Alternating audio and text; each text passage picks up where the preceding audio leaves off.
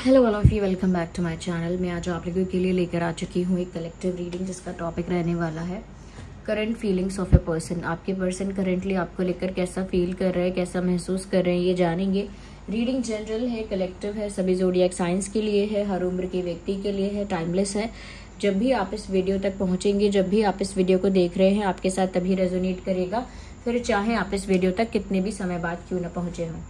Okay viewers, reading को open minded होकर सुनिएगा, खुद को जबरदस्ती रीडिंग में फिट इन मत कीजिएगा। जितना रेजोनेट होता है उतना ही एक्सेप्ट कीजिए and leave the rest. Okay, male female दोनों के लिए ही एप्लीकेबल है ये रीडिंग, मेल और फीमेल दोनों के लिए एप्लीकेबल है, हर उम्र के व्यक्ति के लिए है और कलेक्टिव है, जनरल है, इसीलिए ओपन माइंडेड होकर सुनिएगा। लेट्स सी करेंटली आपके पर्सन, आपके जो लव इंटरेस्ट है वो कैसा फील कर रहे हैं। ऐसा लगता है व्यूअर्स कि आपके लव इंटरेस्ट आपको लेकर ऐसा फील कर रहे हैं कि जैसे आप कुछ बोल नहीं रहे हो, किसी बात से अपसेट हो तो चुप हो गए हो, बट आपका साइलेंस उनको बहुत अफेक्ट कर रहा है, ऐसा लगता है। अगर आप आज ही शांत हो, करेंटली ही शांत हो, या काफ़ी दिनों से आप शांत हो, साइलेंट हो, और हो सकता है जानबूझ के आप डेलिबरेटली उनको साइलेंट ट्रीटमेंट दे रहे हैं, ये भी हो सकता है। तो ऐसा लग रहा है व्यूअर्स कि अगर आप जो है वो वेट अ सेकेंड, ओके, तो ऐसा भी हो सकता है कि आप जानबूझ के उनको साइलेंट ट्रीटमेंट दे रहे हैं। अगर जानबूझ के नहीं दे रहे हैं, किसी बात से हर्ट हैं और बस इसीलिए चुप हो गए हैं, तो आपकी साइलेंस उनको इमोशनली, मेंटली बहुत अफेक्ट कर रही है। यूजुअली वो नहीं चाहते हैं कि आप उनसे बिल्कुल कुछ ना कहें या चुप हो जाएं।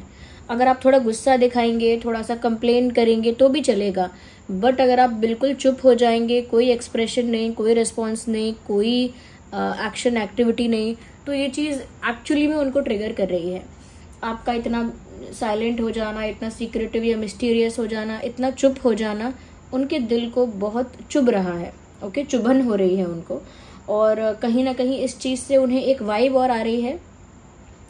आपके साइलेंट हो जाने से उन्हें एक तरह की वाइब आ रही है, और वो वाइब ऐसी है कि जैसे आप कोल्ड हो गए हैं बहुत, वो वार्मथ फील नहीं हो रही है उनको आपकी तरफ से। जो आपसे वाइब आती थी हमेशा, वो वार्मथ, यानी कि वार्मथ से मेरा मतलब है कि वो जो प्यार की और केयर की जो वाइब आपसे आती थी, अब वो वाइब बहुत कोल्ड हो गई है, यानी कि बहुत रूड, बहुत स्ट्रेट फॉरवर्ड, बहुत मीन टाइप की वाइब आपकी अब हो गई है।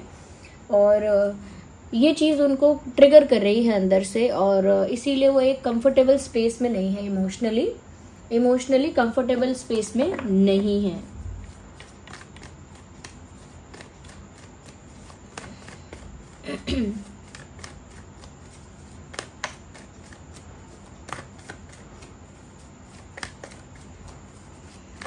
Let's see,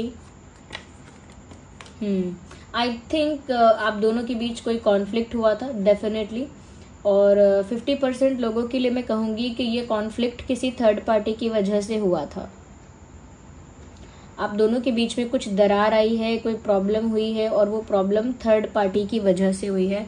like third party interference आप लोगों के कनेक्शन या सिचुएशन में हुआ है।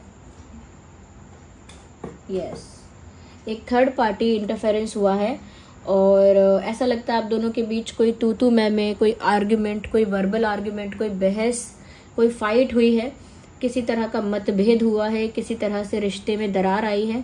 बट मुझे ऐसा लगता है कि इनकी लैंग्वेज ने, या इनके टोन ने, या इनके बिहेवियर ने आपको रुलाया था। तो ये उसी कॉन्फ्लिक्ट के बारे में सोच रहे हैं और सोचकर परेशान हो रहे हैं कि वो हुआ तो क्यों हुआ, गलती से हुआ तो क्यों हुआ, हीट ऑफ द मोमेंट में हुआ तो क्यों हुआ, गुस्से में हुआ तो क्यों हुआ, या फिर स्टूपिडिटी में और इमेच्योरिटी में भी हुआ तो नहीं होना चाहिए था। क्योंकि कहीं ना कहीं एक ऐसा इंसिडेंट हुआ है जहां इनकी लैंग्वेज ऐसी रही है आपके प्रति, थोड़ी डिसरिस्पेक्टिंग, जिसकी वजह से आप रो दिए हैं। इनके सामने ना रोए हों, ऐसा हो सकता है अकेले में रोए हों, बट आपकी आंखें नम हुई हैं। या फिर इनकी लैंग्वेज नहीं तो इनकी टोन, इनके बात करने का जो टोन है कि वो कितना लाउड बात कर रहे हैं, कितना अग्रेसिवली बोल रहे हैं, वो टोन आपको हर्ट कर गई है। नहीं तो इनका बिहेवियर कुछ ऐसा रहा है जिसकी वजह से आपको भी कोई बात चुभ गई थी और आप उस वजह से दुखी हुए हैं और आप लोगों के बीच में एक गैप आया, एक डिस्टेंस आया। ये थर्ड पार्टी के द्वारा क्रिएट किया हुआ प्रॉब्लम भी हो सकता है, क्योंकि मुझे आउटसाइड इंटरफेरेंस थोड़ा बहुत नज़र आ रहा है। एक आउटसाइड इंटरफेरेंस मैं फील कर पा रही हूँ। एक आउटसाइड इंटरफेरेंस की वजह से आप दोनों के बीच कॉन्फ्लिक्ट हुआ और हो सकता है कि इन्होंने कामली सिचुएशन को या मेच्योरली हैंडल करने की जगह इन्होंने मिसबिहेव किया या इमेच्योरिटी दिखाई, जिसकी वजह से सिचुएशन बैड से वर्स्ट हो गई। ओके, बद से बदतर हो गई situation and now you are silent.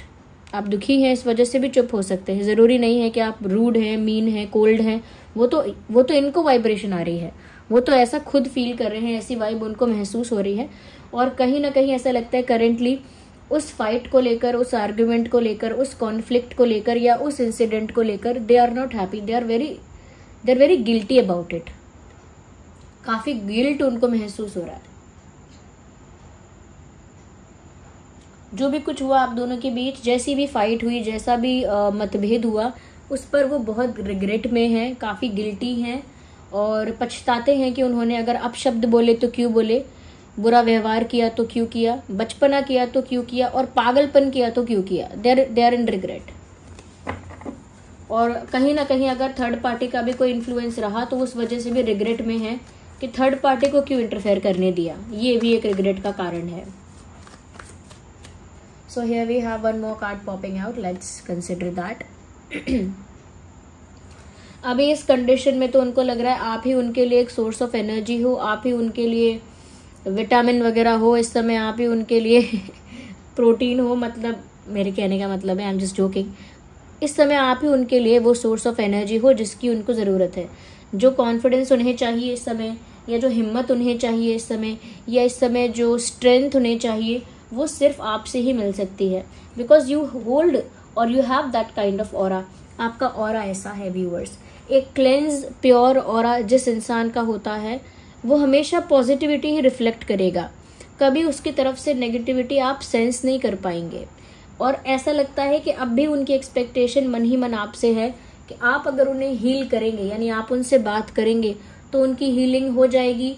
आप उन्हें माफ करेंगे तो उनको कहीं ना कहीं वो हिम्मत मिलेगी।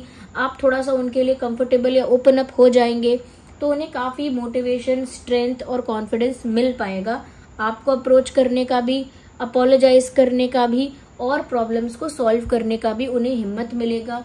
माफी मांगने की हिम्मत, माफी मांगने के लिए जो कहते हैं स्ट्रेंथ चाहिए वो मिलेगी। अपने हार्ट को वो हील कर पाएंगे इस उम्मीद से कि आप भी कहीं ना कहीं रिश्ते को फिक्स करना चाहते हो। तो इस समय उन्हें स्ट्रेंथ की जरूरत है जो आप हो। आप ही उनकी स्ट्रेंथ हो इस समय भी, चाहे आप इस समय उनके पास अवेलेबल ना हो, but you are their strength right now. तो उन्हें आपकी ज़रूरत है बिकॉज आपसे उन्हें वो मोटिवेशन, वो कॉन्फिडेंस आ जाता है।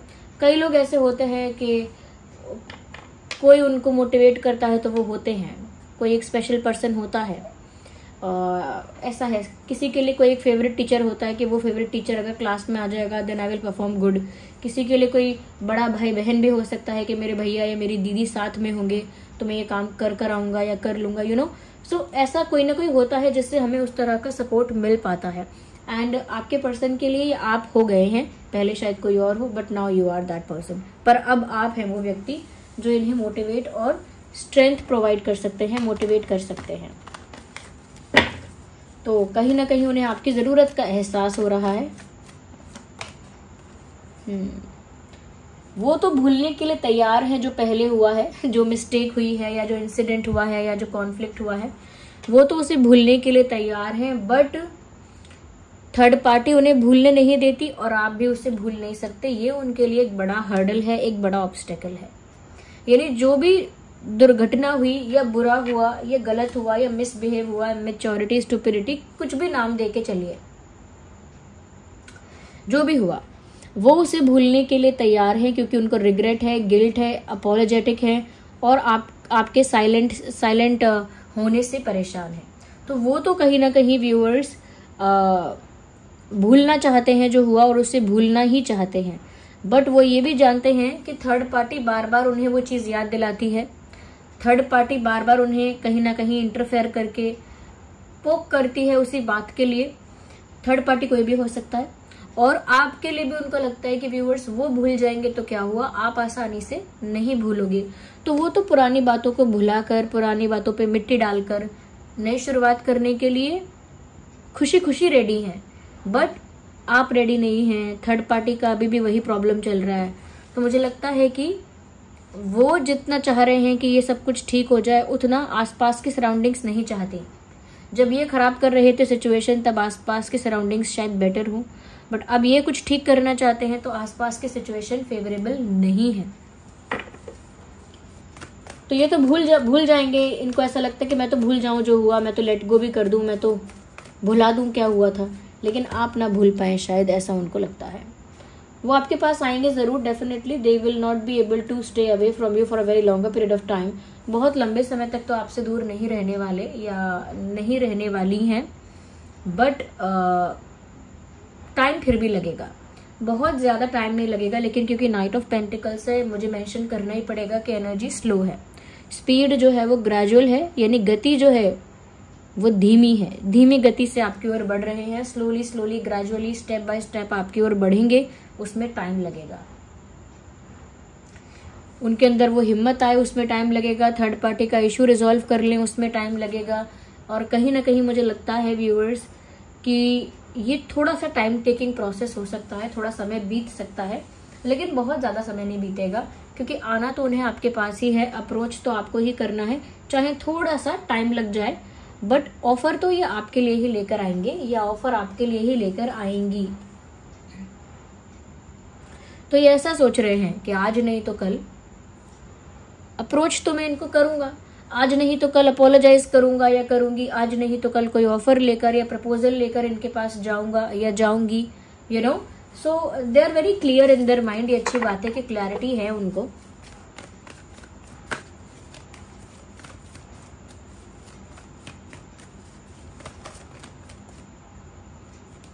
We need one card, not two.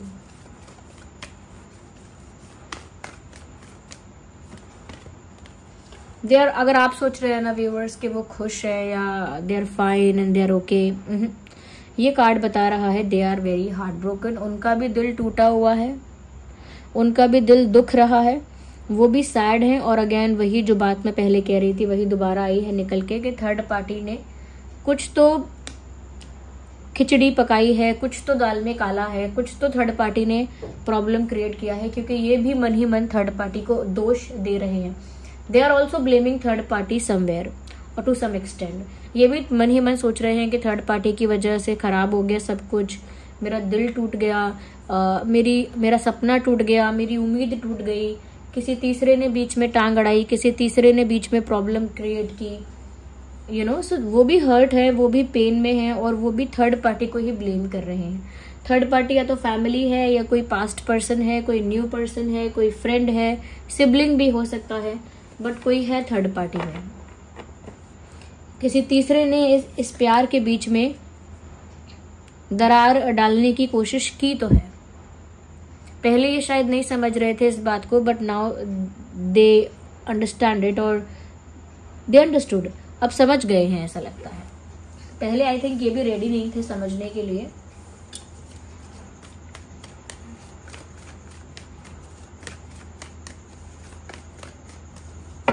सो या here we have one card which is popping out. एक कार्ड बाहर आ रहा था, आइए देखते हैं। लेकिन फिर भी फैसला तो ले चुके हैं, और इनका फैसला दृढ़ है, पक्का है कि ये थोड़ा टाइम लेकर ही सही, सिचुएशंस को अपने फेवर में करके, प्रॉब्लम्स को रिजॉल्व करके ही सही, बट आएंगे तो आपके पास। कहीं ना कहीं एक दृढ़ फैसला तो इस व्यक्ति ने लिया है, लाइक पक्का फैसला, पक्का इरादा तो इन्होंने किया है कि ये आएंगे तो आपके पास ही एक स्ट्रॉन्ग, सॉलिड, वैल्यूएबल ऑफर लेकर they will come to you. अगर मैं साइंस की बात करूँ ना व्यूअर्स, तो एयर साइन बहुत प्रोमिनेंट है। आपका या आपके पर्सन का एयर साइन हो सकता है, और अर्थ साइन भी काफ़ी प्रोमिनेंट है। एयर एंड अर्थ, सबसे ज़्यादा एयर। तो टॉरस, वर्गो, कैप्रिकॉर्न और जेमिनाई, लिब्रा, एक्वेरियस साइन हो सकता है आपका या आपके पर्सन का। वैसे तो ये रीडिंग सभी ज़ोडिएक साइंस के लिए है, but Taurus, Virgo, Capricorn and Gemini, Libra, Aquarius ज़्यादा प्रोमिनेंट है। Let me use other cards also.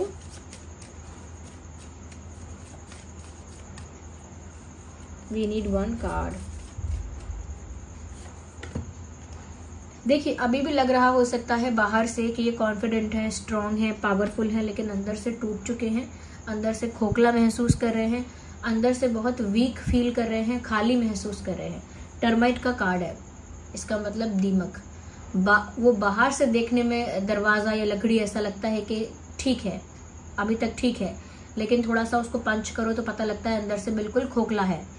बिल्कुल ऐसे ही अंदर से वीक है, एम्प्टी है, अंदर से बहुत ज्यादा वल्नरेबल फील कर रहे हैं, बट दिखने में ऐसा लग सकता है या प्रिटेंड ऐसा कर रहे हो सकते हैं कि वो स्ट्रांग है इस समय, बट ऐसा है नहीं।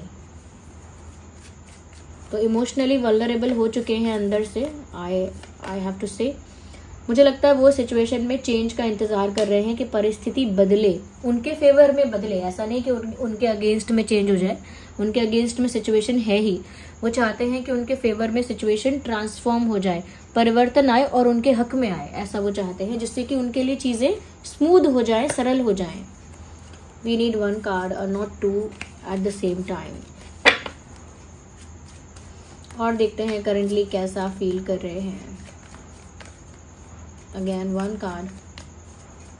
कार्ड्स तो काफी सारे आता है बट एक केक नहीं। Here we have another card. Okay, मुझे लगता है ये स्लो इनकी स्पीड इसीलिए होगी व्यूअर्स, क्योंकि ये एक एक कदम बहुत सोचकर चलेंगे, एक एक कदम उठाएंगे, बहुत बच के, बहुत सोच के, बहुत प्लान कर करके, बहुत स्ट्रैटेजाइज कर करके। क्योंकि मुझे लगता है एक एक कदम फूंक के रखने की जो कहावत है वो इन्हीं के लिए अप्लाई हो रही है इस समय, कि आपकी तरफ बढ़ेंगे तो सही, लेकिन देर इसीलिए होगी, स्लो इसीलिए है क्योंकि धीरे धीरे मूव कर रहे हैं और एक एक स्टेप बहुत सोच समझ के ले रहे हैं। एक एक स्टेप लेने में बहुत ज्यादा सोचना पड़ रहा है। क्यों? क्योंकि बहुत प्रोटेक्टिव भी हो रहे हैं ये अपने आप को लेकर और अपने हर एक स्टेप को लेकर, क्योंकि कोई भी कदम ऐसा ना उठाएं जिसकी वजह से इनके ऊपर बैकफायर हो जाए इनकी ही चीज। यानी कोई इंसान प्लान करे और एक स्टेप ले उस प्लान के लिए और वो प्लान ही बैकफायर हो जाए और उल्टा फायदा होने की जगह इन्हें ही नुकसान हो जाए। तो ये उल्टा कोई कॉन्सिक्वेंस ना हो जाए, कोई बैकफायर ना कर जाए, कोई उल्टा परिणाम इनके ऊपर ही ना पड़ जाए, इसीलिए बहुत बच के चल रहे हैं। और जो इंसान बच के चलता है वो धीमे धीमे चलता है, ओके, सोच समझ के चलता है। They are doing the same. ये अपने आप को बचा के स्लोली आपकी तरफ मूव कर रहे हैं और स्लोली ट्रांसफॉर्मेशन आ जाए ऐसा भी एक्सपेक्ट कर रहे हैं, चाहे अंदर से कितने भी कमजोर हो गए हों, लेकिन विल पावर इन्होंने अपनी मेंटेन करके रखी हुई है। Let me use another card और अनदर डेक। देखिए यहाँ पर डिवाइन मैसेजेस हैं। Let me pick these cards. आइए देखते हैं कि डिवाइन मैसेजेस क्या है इस सिचुएशन में। We need 1 card. Here we have 1 card. Let's see. Helpful people. तो मुझे लगता है हेल्पफुल पीपल से डेफिनेटली मतलब है there is someone to help. कोई है जो इनको हेल्प कर सकता है। हो सकता है कि व्यूअर्स इनके फ्रेंड्स इनको हेल्प करेंगे, या आप दोनों के अगर कॉमन फ्रेंड्स हैं तो वो हेल्प करेंगे आप दोनों को एक होने में, प्रॉब्लम्स को रिजॉल्व करने में। बट मुझे लगता है किसी के हेल्प की जरूरत पड़ेगी आप दोनों के यूनियन में, और वो हेल्प आप दोनों को मिलेगी जरूर, चाहे फ्रेंड्स हेल्प करें या कोई और हेल्प करे, but someone will help you. कोई आप दोनों को हेल्प करेगा, या तो आपके पर्सन किसी से हेल्प ले सकते हैं, सजेशन या एडवाइस, या फिर आप किसी से हेल्प ले सकते हैं। बट आई थिंक लोग हेल्प करने के लिए इन्वॉल्व होने वाले हैं, अभी तक नहीं हुए हैं। Okay, so this card popped out, we have to consider it. Okay, meditation brings answers. तो व्यूअर्स ध्यान लगाना आपको शुरू करना पड़ेगा। ध्यान लगाना स्टार्ट कर दीजिए।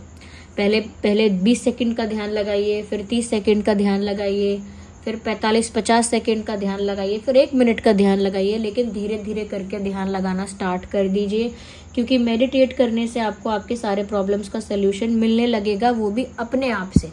आपके दिमाग में वो सोल्यूशन वाले आइडियाज आएंगे, आप ही के दिमाग में अच्छे अच्छे थॉट्स आएंगे, आप ही के दिमाग में सारे ट्रिक्स और सारे स्ट्रैटेजीज और सारे आइडियाज आएंगे, क्योंकि आपका माइंड जो है वो काम हो जाएगा। ओके, आप स्ट्रेस में नहीं होंगे, रिलैक्स हो जाएंगे। आपका जो सिस्टम है पूरा वो पूरा रिलैक्स हो जाएगा, रीस्टार्ट हो जाएगा, रीबूट हो जाएगा एक तरह से। तो फिर जो मैसेजेस और गाइडेंस आपको यूनिवर्स से मिल रहे हैं वो डायरेक्ट आप रिसीव कर पाएंगे। ऐसे ही वर्क करता है मेडिटेशन। तो व्यूअर्स, यहाँ पर ये कुछ डिवाइन मैसेजेस भी हैं और बताया मैंने आपको कि आपके जो भी पर्सन है, पार्टनर है, लव इंटरेस्ट है, उनकी करंट फीलिंग क्या है। आई होप आपके लिए हेल्पफुल रही है ये रीडिंग। वीडियो को लाइक करें, थोड़ी भी हेल्पफुल है, कमेंट करके बताएं कितने % रेजोनेट करती है। अगर आप नए हैं सब्सक्राइब करें, बेल आइकन को प्रेस करें। और आप सभी वीडियोस को, सभी रीडिंग्स को इतना प्यार दे रहे हैं, इतना लाइक कर रहे हैं, इतना कमेंट्स करके अप्रिशिएट कर रहे हैं, उसके लिए thank you so much viewers, thank you so much. चलिए मिलते हैं फिर अगली रीडिंग में, तब तक के लिए bye bye family, love you all, take care.